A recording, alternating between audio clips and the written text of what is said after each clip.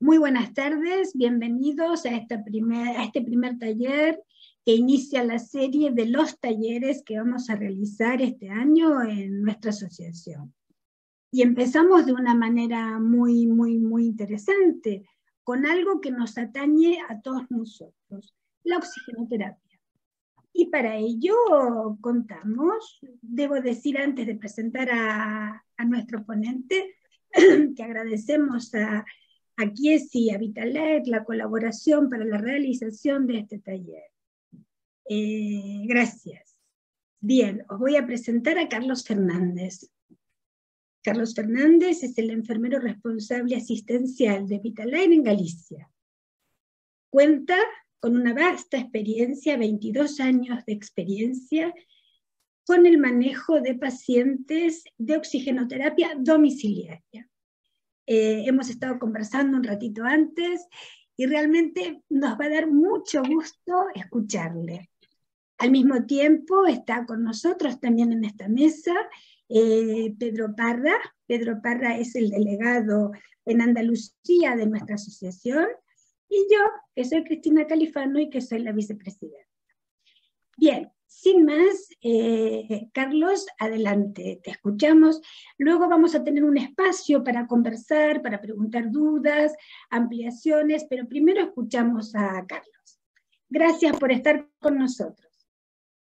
Pues muchísimas gracias por esta introducción, Cristina. Gracias también a Pedro y gracias a todos los participantes, a todos los pacientes.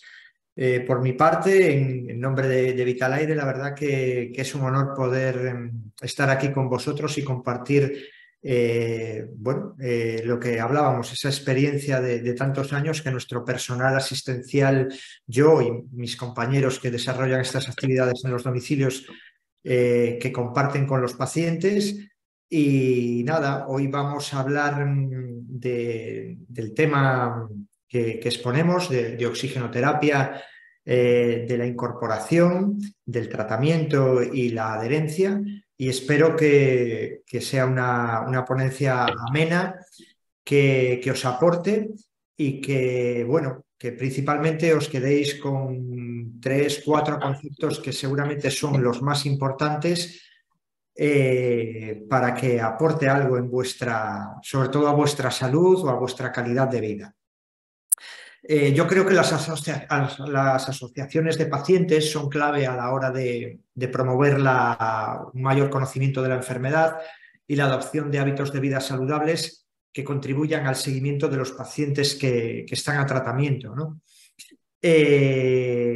Y bueno, me gustaría detallaros el objetivo de esta intervención, que va a ser que entendáis qué es la aceptación de la enfermedad, lo que es tomar conciencia de ella, de empoderaros en ella, adheriros al propio tratamiento, a todas las partes del tratamiento, que no solo consiste en el tratamiento farmacológico, sino en un concepto mucho más amplio. Hay que entender el tratamiento y el concepto de adherencia, que todo ello os va a llevar a aumentar la calidad de vida y aportar la seguridad suficiente y necesaria para manejar las complicaciones que puedan ir surgiendo a lo largo del transcurso de la enfermedad. Y que sobre todo adoptéis una nueva actitud y un nuevo modelo de vida que os haga mucho más fácil llevar todo. Siguiente. De hecho, siguiente. Ahí. Vemos ahora, podéis, no, para atrás, lo damos ahí, exacto, en el guión. Vais a ver ahí en el guión que vamos a hablar de educación terapéutica, empoderamiento, adherencia, motivación, del soporte que tanto los profesionales de la salud como los cuidadores os debemos dar, incluso la familia. Y luego nos centraremos un poco seguramente en lo que más conocéis, ¿no? Pero bueno, que me parece también importante destacar las características de la enfermedad, principalmente el EPOC, y luego centrarnos un poco en la oxigenoterapia. hablaremos de cómo llevar el tratamiento principalmente de oxigenoterapia, cómo manejar las exacerbaciones y unos pequeños consejos de hábitos de vida saludables que es muy importante que introduzcáis en vuestra vida. Siguiente. Bien, vamos a comenzar con la educación terapéutica y el empoderamiento. La educación terapéutica es una de las intervenciones más importantes en el tratamiento no farmacológico. Siempre pensamos que asimilamos el concepto de tratamiento o de... Sí, el tratamiento lo asociamos a la medicación, las pastillas, los inhaladores, pero hay mucho más detrás de todo eso y quizás aporta tanto o más que la medicación. Y es muy importante esta parte no farmacológica en las enfermedades crónicas, especialmente en el EPOC.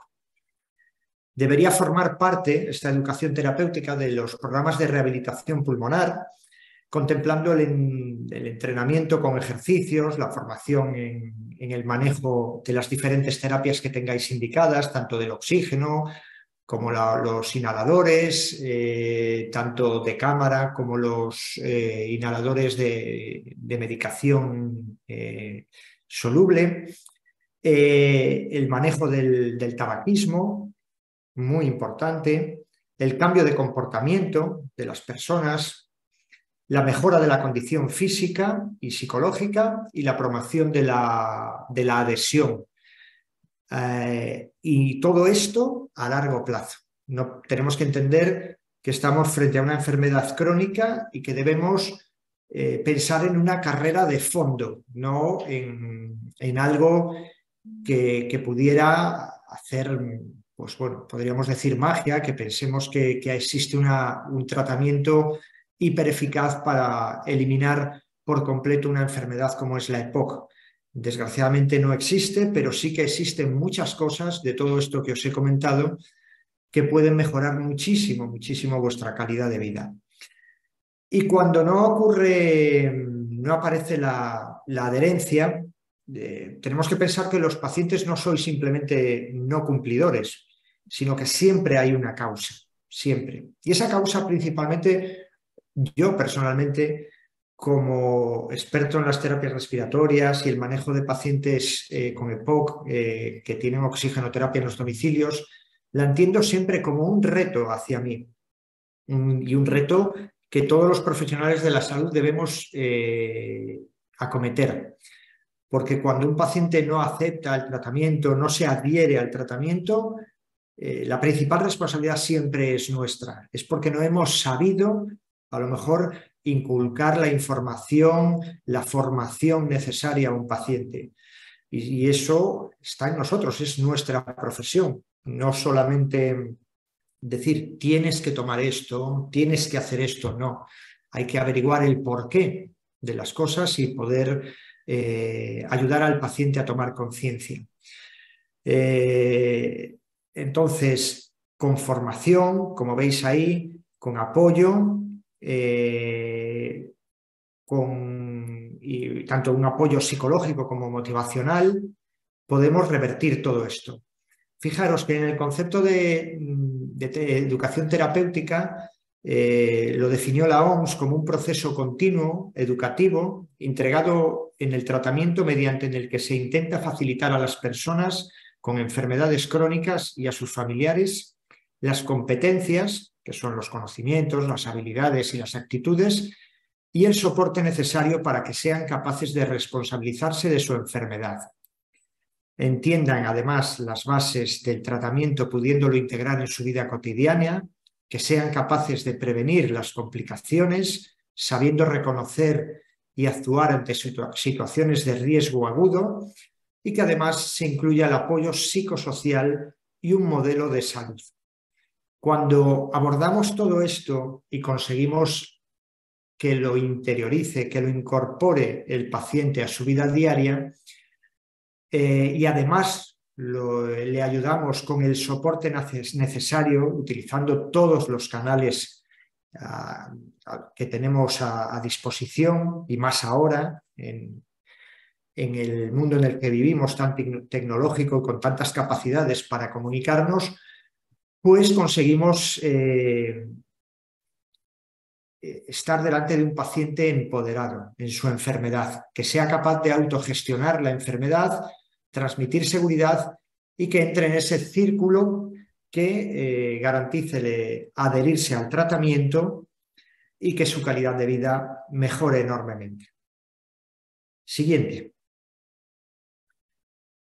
Sobre la adherencia hay que entender el concepto de lo que es, y es que, por ejemplo, Haines lo definía como el grado en el que la conducta de un paciente en relación con la toma de medicamentos, el seguimiento de una dieta o la modificación de hábitos de vida coincide con las instrucciones proporcionadas por el médico o personal sanitario. Aquí hay unas recomendaciones, ¿no?, del personal sanitario que el paciente tiene que asimilar y cumplir. Gil y colaboradores nos habla de que adherencia es el grado de conciencia, aquí interioriza mucho en el paciente el concepto, el grado de conciencia entre las orientaciones médico-sanitarias, no limitándose a las indicaciones terapéuticas, de tal forma que incluye asistencia a citas programadas, participación en programas de salud, búsqueda de cuidados y modificación del estilo de vida.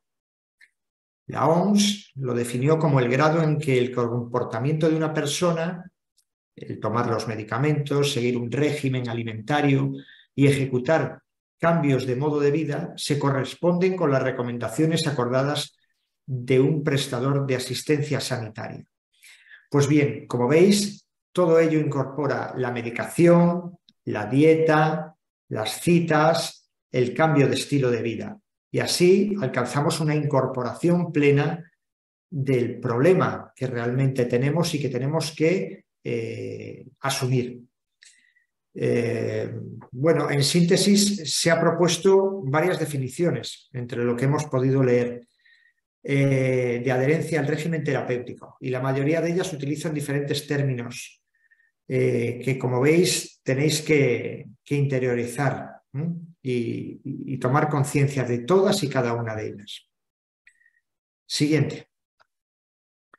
Así pues, podríamos explicar que para conseguir la adherencia al tratamiento, a la terapia y conseguir ese objetivo de la mejora de la calidad de vida, debe existir la educación terapéutica. Debe incorporarse a los tratamientos este tipo de educación.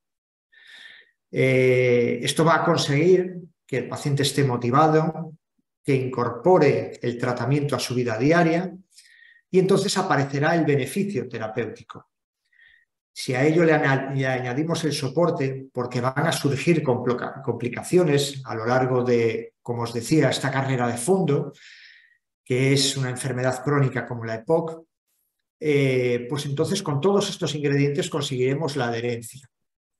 Aquí tenemos dos partes muy importantes en la ecuación, que son el paciente y nosotros, los terapeutas. Y en ello tendremos que considerar tanto a los médicos, prescriptores, los fisioterapeutas que manejan la fisioterapia respiratoria, los enfermeros y enfermeras, y incluso los cuidadores, la familia. Es muy importante que entre dentro de este círculo para conseguir la adherencia, porque habrá recaídas, habrá necesidades de, como os decía, de soporte, de apoyo, y entre todos tenemos la obligación y el deber de ayudar a los pacientes.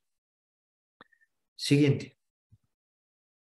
Con respecto a la motivación, es algo que a veces pues pasamos un poco por alto, pero para mí creo que es clave. Nada que nos motive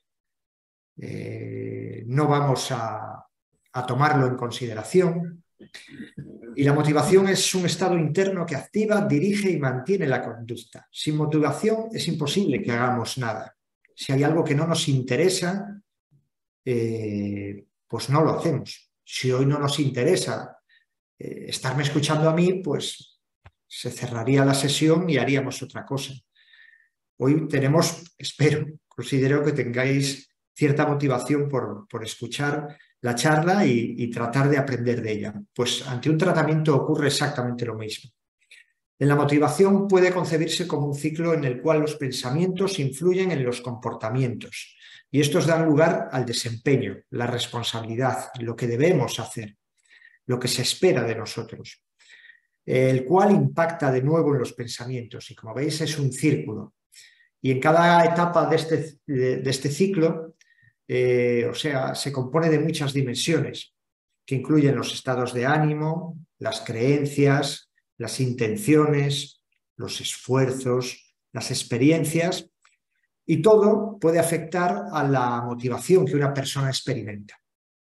Así que debemos, sobre todo los profesionales de la salud, manejar este aspecto en nuestras consultas, en nuestras visitas a vuestros domicilios y trabajar muchísimo la motivación, porque seguro que nos encontraremos ante muchos perfiles de pacientes. Habrá pacientes fácilmente colaboradores que no requieran demasiado esfuerzo por nuestra parte, pero hay otros que tienen firmemente inculcado en su pensamiento ciertas creencias y nuestro reto estará en revertir todo esto para poder conseguir el cambio.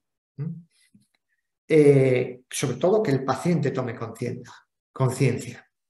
Daros cuenta que la mente que se abre a una nueva idea jamás volverá a su estado inicial. Si nosotros conseguimos que los pacientes nos escuchéis, vosotros podréis revertir y cambiar. Siguiente.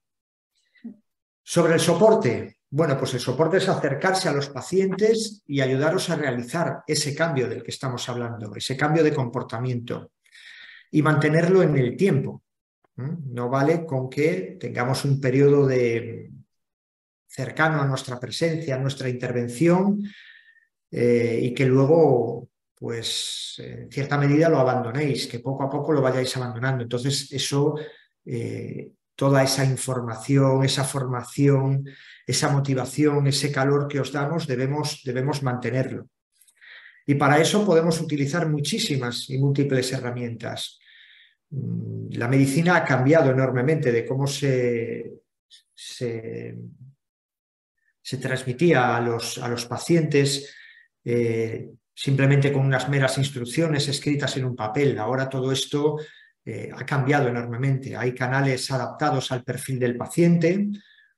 A veces, pues una simple llamada puede hacer muchísimo. No necesitamos tampoco grandes recursos. A veces una llamada puede transmitir esa motivación, ese calor que se necesita, esos recordatorios para ciertas intervenciones, para que el paciente no decaiga, para ver cómo está su estado de ánimo y ayudarle, porque la parte psicológica es fundamental, ¿cómo no?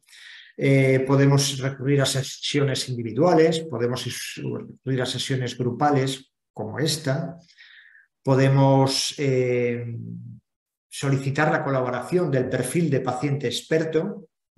Está demostrado que cuando se habla de paciente a paciente, a veces se mejora muchísimo la comunicación en contraposición a la que el personal sanitario consigue, ¿no? Hay a veces, digamos que el paciente se abre más cuando ve a alguien que de tú a tú, alguien que tiene la misma enfermedad, sus mismos problemas, sus mismas inquietudes, y es más receptivo a recibir esas experiencias del paciente ponderado, del paciente experto. Luego están las redes sociales. Por supuesto hay que cogerlas siempre con mucha inteligencia, porque las redes sociales están al alcance de todo el mundo y todo el mundo puede escribir cosas favorables o cosas desfavorables.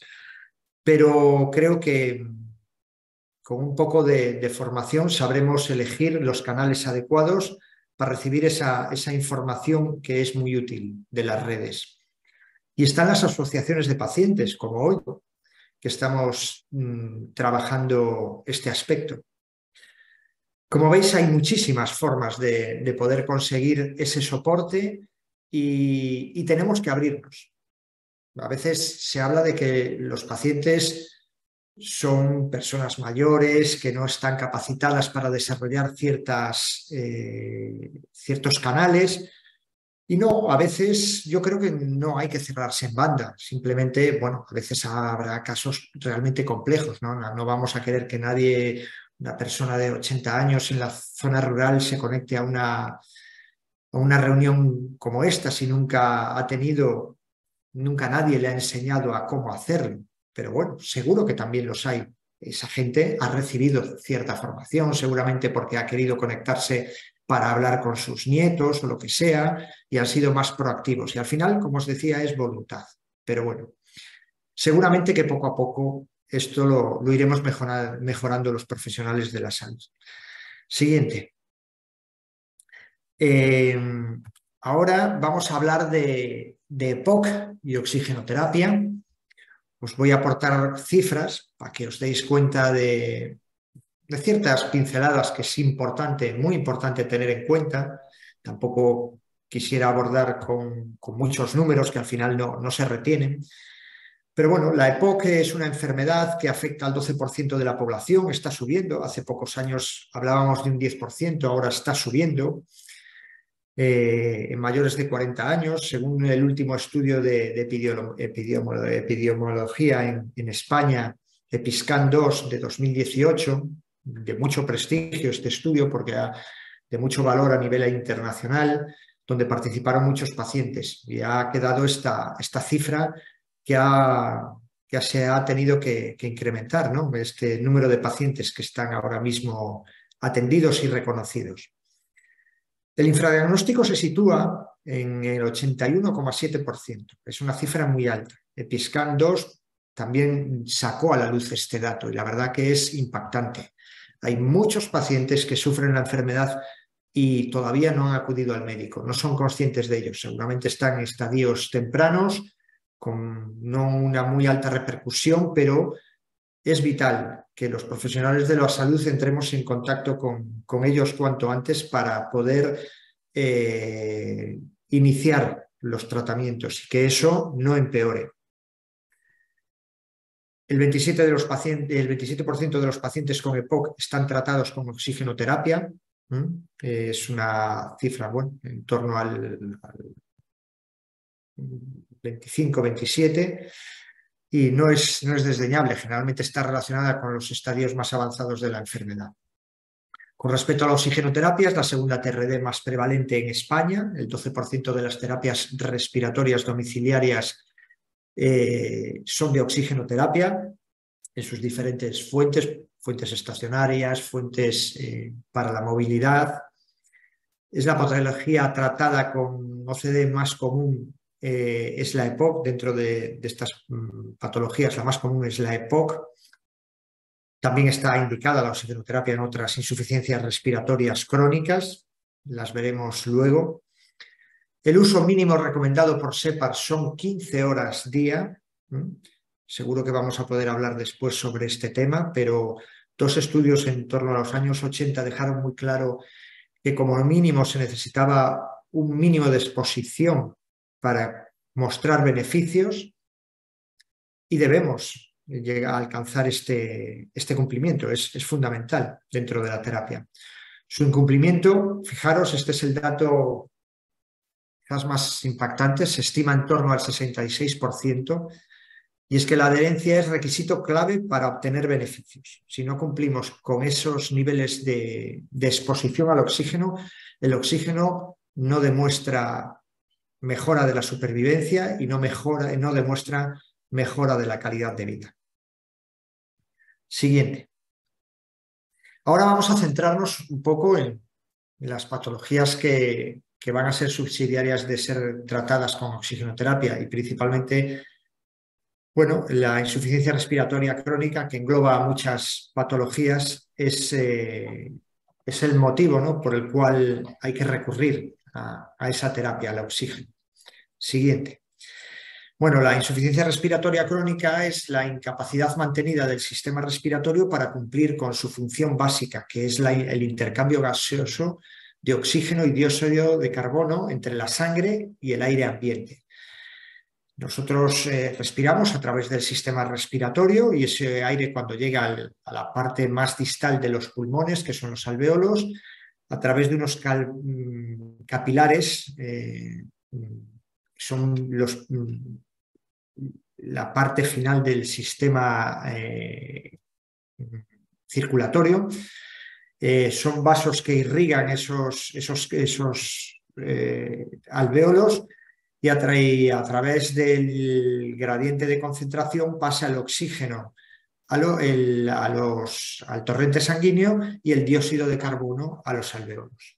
Las enfermedades que provocan esta insuficiencia respiratoria va a ser el asma, una enfermedad obstructiva, ¿no?, relacionada con los brotes alérgicos, la bronquitis y el enfisema pulmonar, que son el EPOC. La bronquitis es la parte incipiente de la enfermedad, la evolución, la parte de inicio de la EPOC, porque la que todos habéis comenzado, y luego en ciertos pacientes con mayor desarrollo de la propia enfermedad aparece el enfisema pulmonar, donde ya hay deterioro de los alvéolos. Luego está la fibrosis pulmonar, la neumonía, el COVID-19 y enfermedades que afectan a la mecánica ventilatoria, donde ya no hay un problema en los conductos de los pulmones, sino que lo que ocurre es que el parénquima pulmonar, o sea, todo lo que facilita que el aire entre en nuestros pulmones, pues la musculatura que facilita que el aire entre a los pulmones, pues es la que provoca esa insuficiencia respiratoria crónica. Siguiente. Bueno, la insuficiencia respiratoria puede ser crónica o aguda. La crónica es aquella que se desarrolla pues lentamente, ocasiona una clínica mantenida que evoluciona progresivamente en mayor o menor medida, lo típico y característico en la EPOC. Y luego alguien puede presentar una insuficiencia respiratoria aguda, que es una enfermedad pulmonar grave de aparición abrupta que evoluciona rápidamente en personas sanas, o incluso en aquellos que padecen una insuficiencia respiratoria crónica que en un momento dado, por colonización de gérmenes, de bacterias, virus, pues agudizan y provocan un empeoramiento en pacientes crónicos. Y esto veremos más adelante que es clave para manejar eficazmente la enfermedad. Siguiente. Y nos vamos a centrar en la enfermedad pulmonar obstructiva crónica para conocerla, porque conocer la enfermedad, como decíamos, es fundamental para el empoderamiento y el poder manejar, hacer esa autogestión de la enfermedad. Siguiente. Bueno, pues afecta, como os decía, al 12% de la población. Esto va increciendo, cada vez hay más exposición a la contaminación. Seguramente estará relacionada porque, gracias a Dios, los programas de antitabaco pues están causando efecto, y aunque todavía está presente en los jóvenes el consumo del tabaco, pues creo que hay mucha más información y cada vez se inician en el error del tabaquismo, pues cada vez menos personas. Se caracteriza por una dificultad del paso del aire debido a la obstrucción en el interior de los bronquios, que provocan inflamación, acúmulo de secreciones, y generalmente, como os decía, es secundaria a la exposición prolongada a un agente desencadenante, principalmente el tabaco. En este caso, los pulmones no aportan suficiente oxígeno al organismo y, en consecuencia, quien lo sufre se fatiga fácilmente. La exposición a ese agente externo lo que provoca es inflamación del, digamos, el tapizado, ¿no? La mucosa que cubre cada una de las partes de todo el árbol bronquial. Nuestro aparato respiratorio se va dividiendo desde la tráquea hasta los alvéolos en canales, en canalizaciones cada vez más estrechas, para aportar aire a los alvéolos, a los millones de alvéolos que tenemos en nuestros pulmones, Y cuando aparece la enfermedad pulmonar obstructiva crónica, como veis ahí en el dibujo, se inflama la mucosa, aparece el moco, hay más mucosidad, que es como una reacción para defenderse de la exposición al tabaco o a un agente contaminante, y en consecuencia estrecha mucho la luz, el paso del aire. Generalmente tiene más repercusión a la hora de salir el aire, provoca un atrapamiento del aire. Los músculos de la respiración facilitan, a pesar de la obstrucción, que el aire entre, pero cuando la acción pasiva, cuando esos músculos se relajan y las características del pulmón, que tienen un tejido elástico y permite que el aire salga, pues se va a encontrar con la dificultad de esa salida del aire. Podéis entenderlo muy gráficamente, pues si sopláis a través de un tubo de cierto grosor, veréis que no tenéis ningún problema para coger aire y expulsarlo. Ahora, si lo hacéis a través de una pajita, las pajitas que usamos para beber, pues veréis que la dificultad es muchísimo mayor. Eso es lo que provoca la enfermedad pulmonar obstructiva crónica. Cuando incluso, además, ha evolucionado a sus estadios más avanzados, como decíamos que era el enfisema pulmonar, hay destrucción de los alveolos, que son esa especie de racimo de uva que veis al final del dibujo, y entonces pues hay mucho menos intercambio gaseoso, en consecuencia menos oxígeno a nuestro torrente sanguíneo, menos oxígeno para las células y mucha peor tolerancia al ejercicio, al esfuerzo. Siguiente. ¿Qué síntomas va a provocar la EPOC? Bueno, pues principalmente va a ser la tos crónica, es un reflejo para eliminar el exceso de moco, cambios en las características del moco, porque las células secretoras a nivel de las paredes de los bronquios van a estar mucho más activas y van a que aparezca mucho más moco para tratar de luchar contra el agente externo, que es el tabaco o la contaminación. Va a aparecer la disnea al andar o al intensificar la actividad. Cuanto más severo sea el EPOC, más facilidad para aparecer la disnea. Va a aparecer opresión en el pecho, ruidos respiratorios, sibilancias, pérdida de peso, en consecuencia falta de energía, entramos en un círculo vicioso ya, y en los cuadros quizás donde haya menos soporte por parte del personal asistencial, por parte de la familia, por parte del propio paciente, más abandono, pues puede aparecer la ansiedad, los miedos, la depresión. Siguiente. ¿Qué causas provocan la enfermedad pulmonar obstructiva crónica? Pues principalmente el tabaco. La gran mayoría de los EPOC diagnosticados están relacionados con el tabaco, bien sea por un consumo activo o pasivo.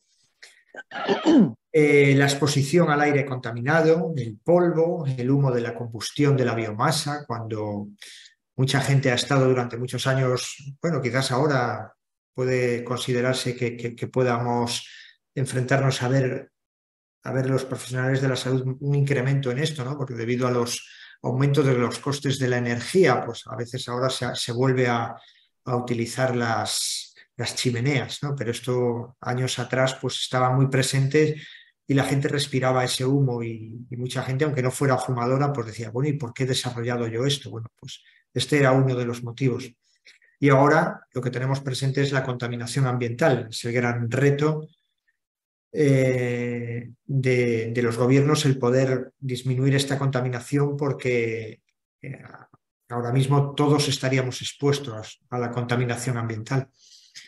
El contacto con ciertas sustancias químicas, cuando hay en la exposición laboral, por ejemplo, los pintores. Y luego gente muy sensible a las infecciones bacterianas víricas recurrentes también podrían hacer desarrollar un EPOC. Y finalmente el grupo, digamos, por proporción que menos pacientes se ven afectados y desarrollan una EPOC, pero que no hay que no considerarlos es la ausencia genética de una proteína, la alfa-1 antitripsina, que es una proteína que nos protege. En el momento que aumentan esas secreciones en el pulmón, tratan de luchar contra un agente externo, pero al mismo tiempo en exceso no son beneficiosas, o al menos tienen que poder eliminarse correctamente. Y cuando esta proteína no está presente por un motivo genético, pues finalmente se acaba desarrollando también la enfermedad. Siguiente. ¿Qué tratamiento existe para la EPOC? Bueno, pues ahora mismo no existe, como os decía, un tratamiento mágico que pueda solucionarlo, pero se puede controlar la progresión de la enfermedad y tratar la sintomatología. ¿Y qué debemos hacer? Pues romper con el tabaco.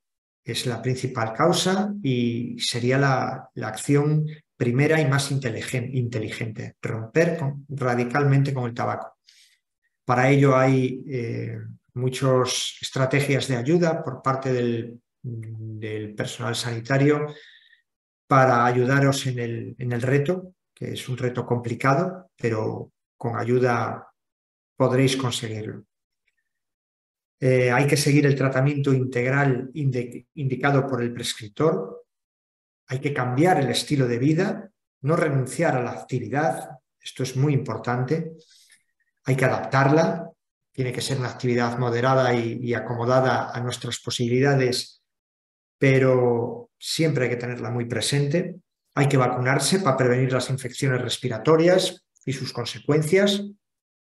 Hay que utilizar el oxígeno en las horas que nos ha pautado el médico. Hace unas pocas diapositivas habíamos hablado de ello, de la importancia de cumplir con esas 15 horas de uso de la oxigenoterapia.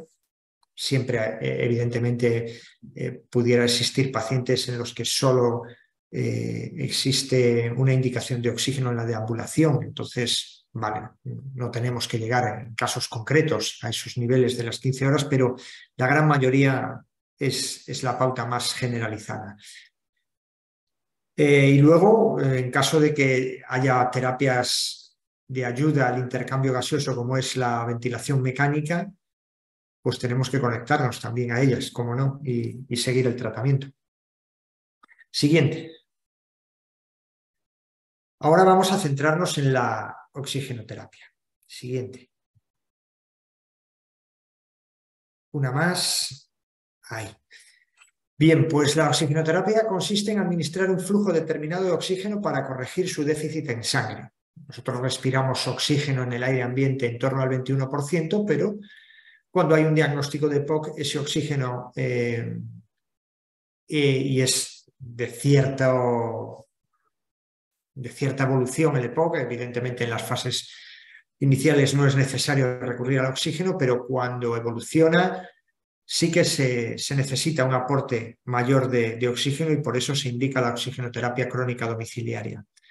El oxígeno, cuando está embotellado, en los dispositivos, cuando se dispone de él en los equipos, en los almacenamientos a presión, que son las botellas o los tanques de oxígeno líquido, se considera un medicamento. De hecho, podréis ver que en cada una de las balas pues hay un prospecto con todas las recomendaciones, igual que cualquier otro medicamento, y por eso es muy importante considerarlo como tal para entender que ni por defecto ni por exceso debemos manejar una dosis. El médico es quien va a indicar el flujo de oxígeno que se necesita y la duración diaria del tratamiento de acuerdo al estado de salud y al estilo de vida del paciente. También nos va a indicar el tipo de fuente que mejor se ajuste al perfil. Y vamos a ver un poco en las siguientes diapositivas qué consideraciones tiene en cuenta el prescriptor para tomar esta decisión. Para usar el oxígeno, eso sí que tenéis que tenerlo muy claro, es obligatorio dejar de fumar. Por seguridad, porque decíamos que debemos romper como primera medida inteligente a la hora de recuperar o de mejorar sobre todo nuestra calidad de vida, pues el romper con el tabaco. Siguiente. ¿Qué beneficios nos va a aportar la oxigenoterapia? pues va a corregir el déficit de oxígeno en sangre, va a mejorar la función pulmonar y neuropsicológica, disminuye la sensación de ahogo, disminuye el riesgo de la insuficiencia cardíaca, aumenta la supervivencia, como os decía antes, cuando se cumple la pauta indicada, reduce el agravamiento de la enfermedad, aumenta la tolerancia al esfuerzo y os permite en consecuencia ser más autónomos para poder seguir paseando o manteniendo vuestra vida social que antes llevabais. Siguiente. ¿Qué fuentes de oxígeno disponemos? Pues las fuentes fijas o estáticas y las fuentes dinámicas o móviles. Existen 3 perfiles de pacientes, ¿no? Pacientes que solo necesitan oxígeno durante el reposo, pacientes que solo necesitan oxígeno al deambular y pacientes que lo necesitan en ambas situaciones. Los recursos como fuentes estacionarias estarían las botellas y el concentrador estático. Principalmente el concentrador estático es la opción recomendada por el SEPAR, por la Sociedad Española de Neumología y Cirugía Torácica, por seguridad, y simplemente las botellas se recurre a ellas para dejarlas en modo de, llamamos backup, de seguridad, por si acaso la red eléctrica falla, y en caso de que un paciente de 24 horas de exposición al oxígeno y que no pueda estar sin él, puede recurrir a esa botella que llamamos de apoyo. Los concentradores, tanto estáticos como portátiles, su oxígeno no es considerado un medicamento, pero es simplemente por una serie de requisitos, pero se acercan enormemente a las características del oxígeno y realmente no tienen impacto diferenciador entre un paciente que se trate con el oxígeno de una botella frente a un oxígeno de un concentrador estático o un concentrador para la deambulación. En las fuentes dinámicas se indican, bueno, pues cuando el paciente necesita oxígeno en el esfuerzo.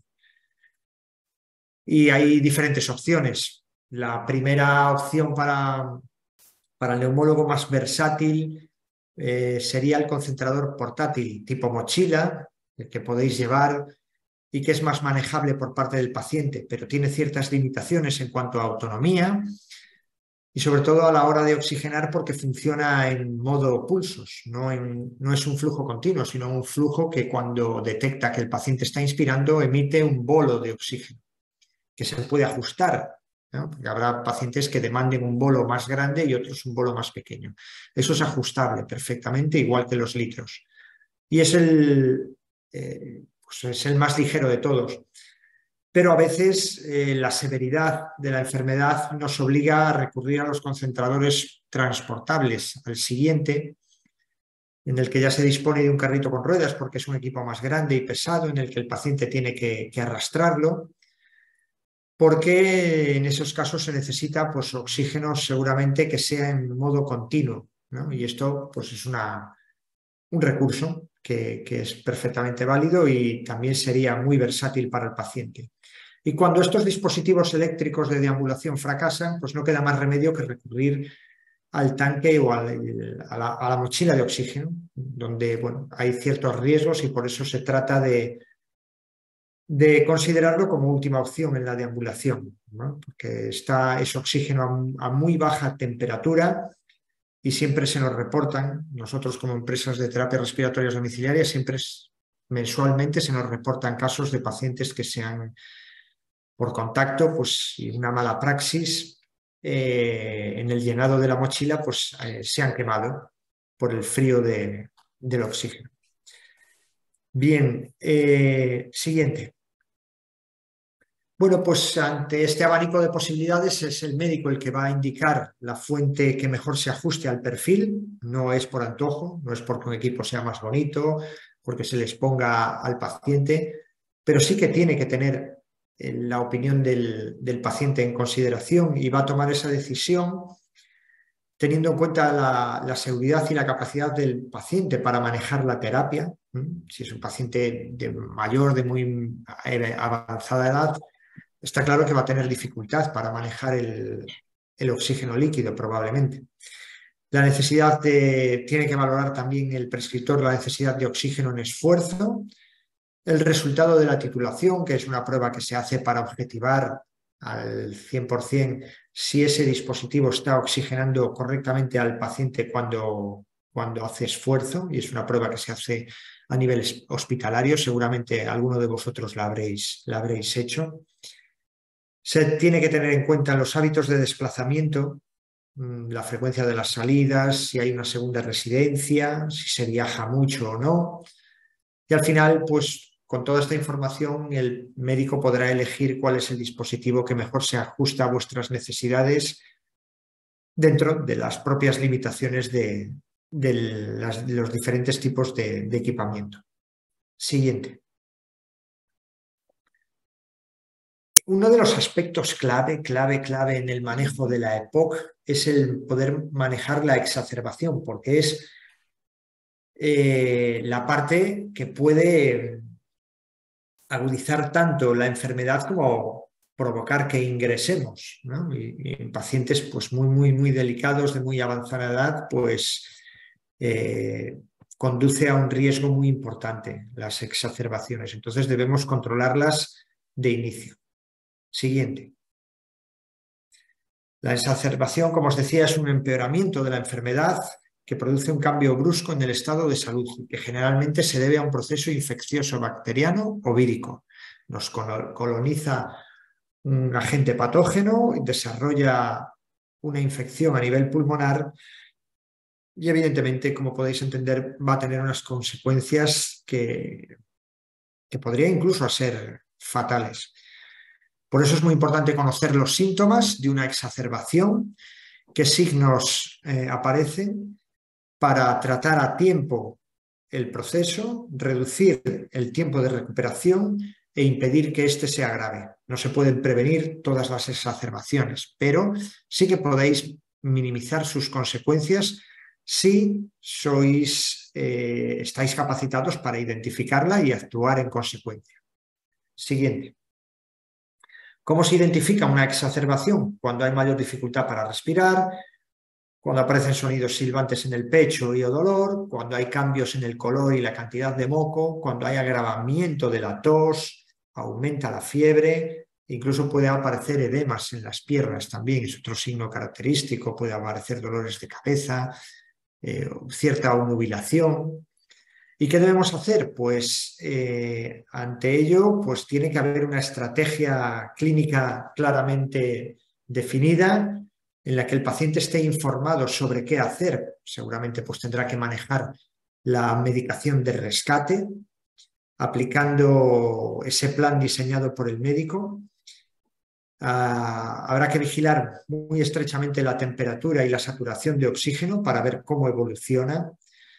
Y seguramente en ese plan diseñado por vuestro prescriptor os dará una pauta, unas cifras, de bueno, si baja la saturación de tal nivel, debéis informarnos, debéis ir a acudir al médico, depende de la estrategia.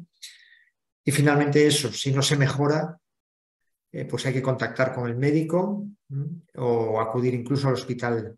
Pero debemos de hacerlo a tiempo, no debemos retrasarlo. Siguiente, vamos a pasar ahora a otro módulo, uno de los módulos finales del taller, que son los hábitos de vida saludables, muy importantes. Siguiente. Pues como os decía al principio, a la hora de incorporar lo que es la enfermedad a nuestra vida, a nuestra conciencia, mejor dicho, y adoptar esa actitud de incorporar el tratamiento de forma correcta, pues entre ellos se encuentra el adoptar un estilo de vida saludable. Debemos seguir una muy buena alimentación, mantener un peso adecuado, practicar ejercicio, como decíamos antes, moderado y adaptado a nuestras posibilidades y bien planificado para no tener una mala experiencia. Salir a hacer ejercicio y ser un valiente y tener una mala experiencia puede hacer que rechacemos mucho, después el volver a hacerlo, y eso sería un error. Este récord, ¿no? Debemos romper con el tabaco, Muy bien. como hemos insistido mucho. Debemos realizar actividades de ocio adaptadas y planificadas. Esto también va a ayudar a nuestra salud psicológica. Debemos aplicar medidas de higiene de sueño, siguiendo una vida ordenada, unas horas para acostarnos, unas horas para levantarnos. A veces, generalmente, pues esto es una de las principales cosas que tenemos que corregir el personal sanitario, que es acostarse tan tarde, levantarse tan tarde y el considerar que no tenemos tiempo a lo largo del día para casi nada. Y luego hay que mantener pautas de higiene para prevenir infecciones, como el lavado de manos y, cómo no, a pesar de que la pandemia ya empezamos a verla atrás, gracias a Dios, cuando sigamos durante las épocas de picos de gripe, en los inviernos, en zonas concurridas, pues debemos usar la mascarilla, porque ha demostrado su eficacia. Creo que ninguno de nosotros tenemos dudas sobre ello. Bueno, ¿y qué es lo más importante en todo esto? Pues que con todo esto que he tratado de transmitiros a lo largo del taller, vais a poder conseguir aceptar y reconocer vuestro problema de salud, vais a poder formaros utilizando todos los canales disponibles, vais a poder preguntar ante cualquier duda que os surja del tratamiento, vais a poder adoptar una actitud positiva ante el cambio, a sentiros más seguros para manejar las situaciones complicadas, y vais a expresar vuestra opinión siendo partícipes en cada una de las partes del proceso. Por eso es muy importante que seáis comunicativos, que habléis con el personal asistencial que maneja vuestra enfermedad, que preguntéis el porqué de las cosas y os expreséis vuestra opinión. Eso os ayudará a empoderaros en la enfermedad y poder conseguir los objetivos. Decía Einstein que la curiosidad es la antesala del conocimiento, y tiene toda la razón del mundo. Si no tenemos esa motivación que os hablaba en un principio, pues no vamos a tomar esa actitud, y esa es la clave. Siguiente. Como conclusión, me gustaría deciros que lo principal es que os empoderéis en la enfermedad, que aprendáis a automanejarla para poder ser autónomos, que cumpláis tanto con el tratamiento farmacológico como el no farmacológico, y que aceptéis el reto del cambio. Esas son las 3 claves con las que deberíais quedaros hoy y que os ayudaría muchísimo a conseguir mejorar vuestra calidad de vida. Y que penséis en cómo os sentiríais vosotros y los que os rodean si después de todo ello lo conseguís. Yo estoy seguro que podéis hacerlo y que vuestra calidad de vida cambiará enormemente si adoptáis esa actitud ante la vida, ante la enfermedad y mantener ese feedback siempre con el personal asistencial que os trata para ir mejorando en todo aquello que necesite refuerzo, que necesite nuestro apoyo y hacer piña para conseguir los objetivos finales. Y bueno, con esto siguiente quiero simplemente daros las gracias. Espero no haber sido muy extenso. La verdad que no he controlado mucho el tiempo, no sé si me he extendido mucho. Y nada, comentaros que estamos a vuestra disposición para lo que necesitéis a partir de ahora. Bueno, tenemos unos pocos minutos para unas preguntas. Hay una en el chat, ¿verdad, Martiño? Sí, efectivamente, sí. Bien. Aquí está. Preguntan, ¿podríamos aligerar la mochila portátil? Bueno, la mochila portátil es una de las grandes deseos del personal sanitario, el poder ofrecer los dispositivos más ligeros y más versátiles para el paciente. Cuando me preguntan por la mochila, me entiendo que se hace referencia a la mochila de oxígeno líquido, no lo tengo claro.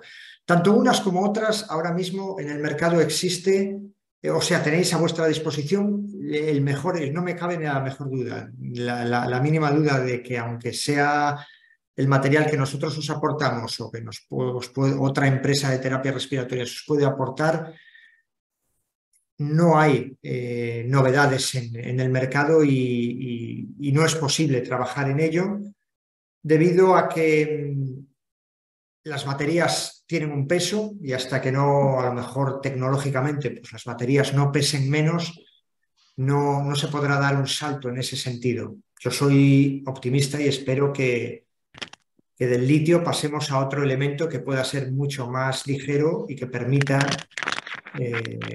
pues eso, que el paciente tenga un beneficio en cuanto al peso en los dispositivos. Con respecto a la mochila de oxígeno líquido, es complicado, ahí sí que ya es más complicado porque ya no disponemos de baterías y es muy complicado el poder en tan poco espacio poder seguir reduciendo peso. Pedro, tú tenías algo para preguntar, Sí. ¿verdad? Sí,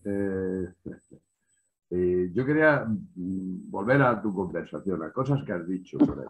Entonces, hay sobre todo el tema de la adherencia al oxígeno. Está claro que la adherencia al oxígeno, más adherido que pueda estar yo, es indiscutible, pero también es verdad que esa adherencia se consigue cuando notas la diferencia entre llevarlo y no llevarlo. Si, es muy difícil que una persona que se mueva casi igual con oxígeno que sin oxígeno, pues quiera llevar un tubo colgado, ¿no? Entonces, bueno, llega un momento en que sí, que te adhieres por narices, porque Sí, vamos, sí. yo he ido un momento al lavabo y cuando he vuelto estaba asfixiado. Bueno, otra cosa. Hablas de la educación terapéutica. Has hablado, ¿no? Que me parece lo más importante de todo lo que hemos hablado aquí, lo que hemos charlado, porque entre otras cosas, mientras los enfermos no conozcan cómo tratar su propia enfermedad, es muy difícil llevarla bien. El tema es que esa pelea no debe ser ni vuestra, los del oxígeno, ni nuestra, es con los médicos, es con el sistema. El enfermo va al médico, le da una recomendación, lo manda a su casa. Hasta ahora era un año la visita que yo tenía entre una visita y otra con el médico. Ahora ya son 6 meses. Supongo que es porque estoy peor también. Pero bueno, mucho peor. Pero 6 meses incluso sigue siendo mucho. Son peleas que bueno, indudablemente, pues sin educación terapéutica, sin saber lo que hacer, sin que la familia, el cuidador imprescindible, porque esas cosas que tú has hablado también yo conozco gente que está mucho mejor que yo y tiene problemas ¿cómo se llama? Bueno, problemas de sentirse a gusto, están deprimidos, bueno, pero si están mucho mejor que yo, sal a la calle. No saben cómo hacerlo para salir, no saben, bueno, un montón de cosas. Yo voy con un cochecito ya por la calle, por narices, no por gusto, por un cochecito. Pero me busca un cochecito, me busca la forma que me cuesta un trabajo quedarme en casa, que quiero, necesito a la gente, ¿no? Sí. Prefiero no quedarme en casa llorando. Y luego eso, el tema de la motivación. Hay que motivar tanto a unos como a otros. Pero eso lo tiene que hacer el sistema. Hay que influir. Te lo digo porque, por ejemplo, bueno, a mí aquí en Almería, yo estoy en Almería. Soy sois Vitalay también los que nos suministráis el oxígeno. Bueno, no venís todo lo que tendrías que venir, ¿eh? Bueno, no, Por la no, casa. eso hay que decirlo también, sí, sí, tú... Ya, por eso te lo digo. Te lo digo. Bueno, me llevo muy bien con todos los de aquí, pero bueno, hay que forzar, de vez en cuando hay que forzar un poquito. No quería otra cosa, pues eso, que hay que motivar y para motivar lo tienen que hacer los médicos, tío. Has dado la clave, ¿no? Y has hablado, El sistema. Pedro, de muchas cosas. Que tienes toda la razón del mundo. Yo no puedo decir otra cosa, que tienes la razón. Y lo decíamos al principio del taller, ¿no? En el inicio, en esa conversación Ya, previa, sí. que nosotros tenemos también muchísima parte de responsabilidad del sistema y es competencia de que los equipos multidisciplinares sepan encontrar la fórmula de cómo llegar al paciente y cómo aportar esa educación terapéutica trabajando la adherencia, la motivación, el soporte. Y estoy seguro que las estrategias que están por venir, y Ya. yo confío en que están por venir, que están ya ahí, a la vuelta de la esquina, que no son a medio plazo ni a largo plazo, que podrán mejorar todo esto y que cada uno de los servicios de neumología con sus gabinetes de POC puedan abordar todo esto y que con la colaboración del personal sanitario de las empresas de terapias poder llegar a ello y que sea una realidad. Yo estoy convencido de que muy pronto veréis que todo esto llegue a buen puerto. Estoy convencido. Ojalá. Tus deseos son para algunos una esperanza terrible. Bien. ¿Hay A alguna ver, mano? aquí, una mano levantada, sí. Hola, no sé si me escucháis, he activado el micrófono. Sí. Bueno, yo en eso de que tenemos que activarnos, yo creo que es más activarnos nosotros mismos, porque yo la verdad es que tengo mucha suerte con la neumóloga que tengo y las enfermeras, porque incluso les llegué a comentar por estas charlas que hemos tenido aquí que me iba muy bien, que por qué no hacíamos algo aquí en la isla. Y no le había dicho que al cabo de una semana nos estaban convocando a todos los enfermos de POC. Y no, la verdad es que es un amor, tanto a todos los que tenemos allí.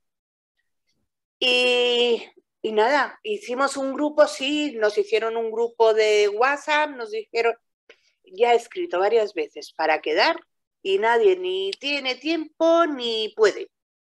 O sea que realmente mucha culpa es nuestra. Claro, y por eso hablaba perdón. Por eso hablaba de implicarnos nosotros para poder revertir esa conciencia, ¿no? Esas creencias, esos pensamientos que tenemos, que nos cerramos y no somos capaces de abrirnos y encontrar lo que va a cambiar nuestro estilo de vida. Y en conjunto, y conociendo experiencias, pues aún sería mucho más facilitador. No es fácil, pero hay que trabajarlo. Hay que trabajarlo y hay que conseguirlo. Es fácil decirlo, pero hay que conseguirlo. Y bueno, es que me vuelvo a la respuesta que le daba antes a Pedro. Nosotros tenemos que diseñar herramientas no para quedar y que hagáis vida social, porque entre la gente que depende de un área sanitaria, sino porque todos tenéis familia, seguro que tenéis amigos, los vecinos, y podéis hacerlo con gente que a lo mejor pues, os transmite más confianza para salir y hacer actividades sociales como cualquier otra persona que no está atado a un tratamiento como es el oxígeno. Pero reconozco que sí, que a veces cuesta.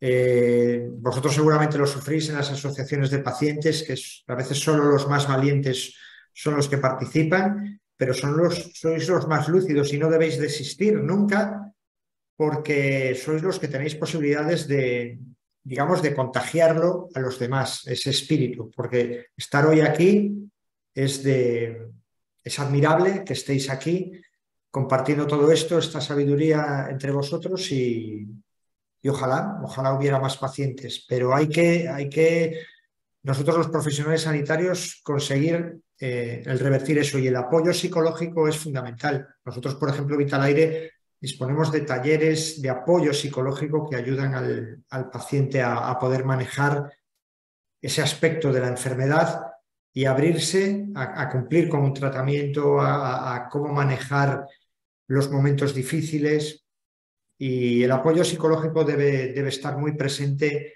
en una unidad de EPOC. Eso es muy importante. Bien, bien. Iñaki, mira, iba a decir justo, ¿alguna participación más? Adelante, Iñaki. Bueno, ante todo, gracias por este proyecto, ¿no? Por esta explicación, Carlos. Y creo, bueno, no me veis con gafas, pero he sido paciente de oxígeno durante muchísimos años.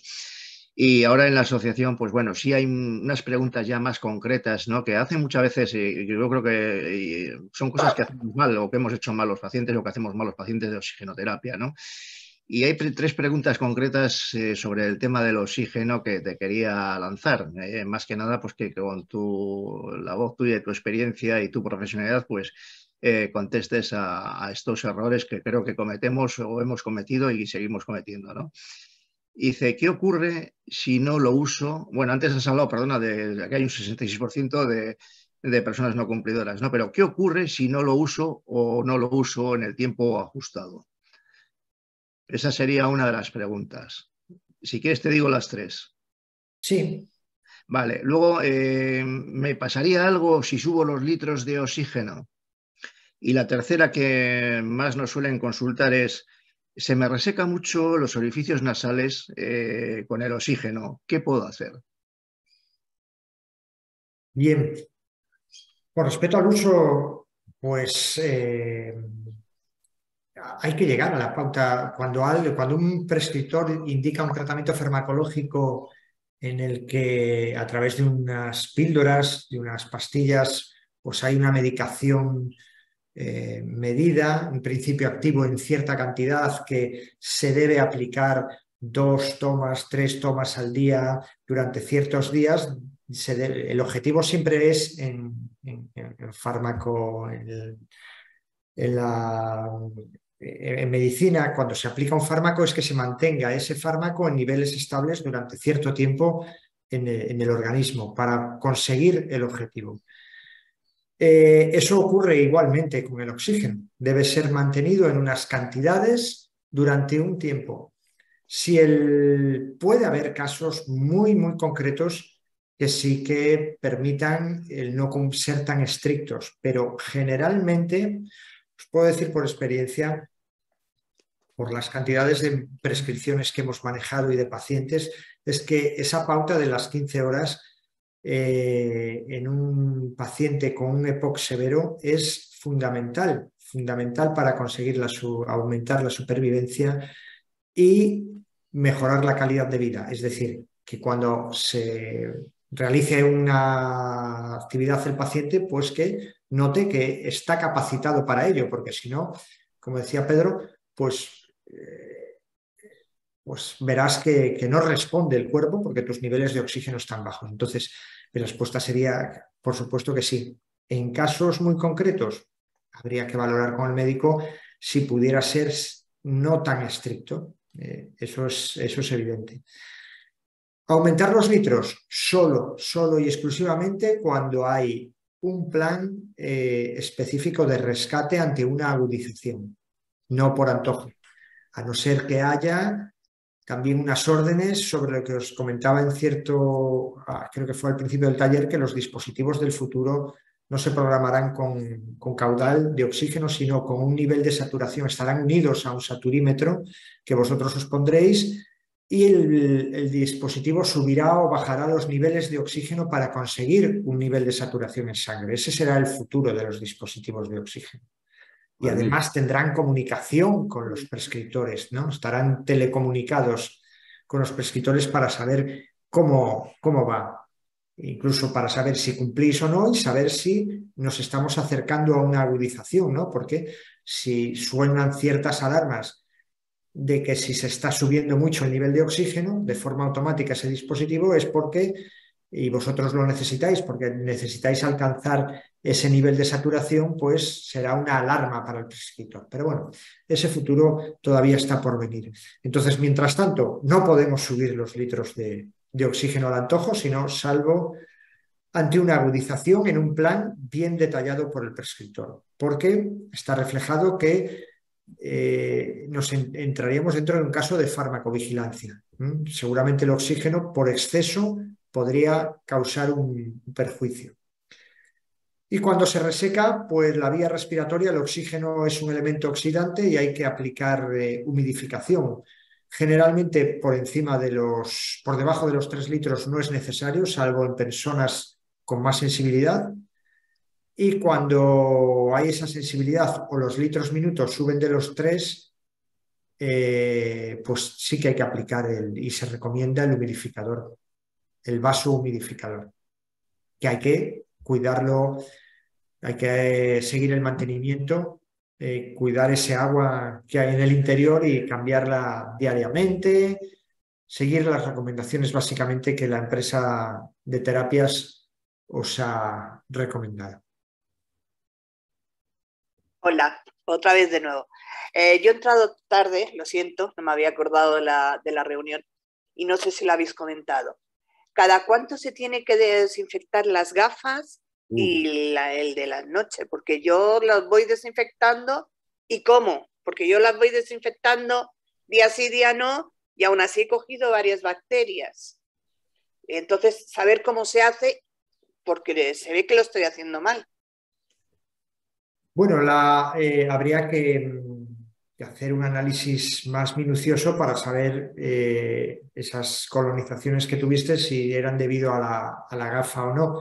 La gafa debe lavarse todos los días con agua y jabón debemos lavarla y debemos cambiarla en torno al mes.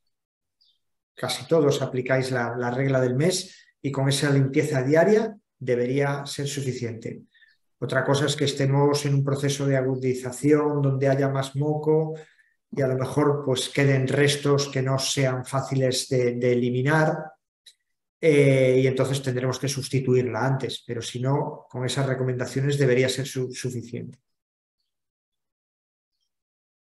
No hay que hervirla ni nada.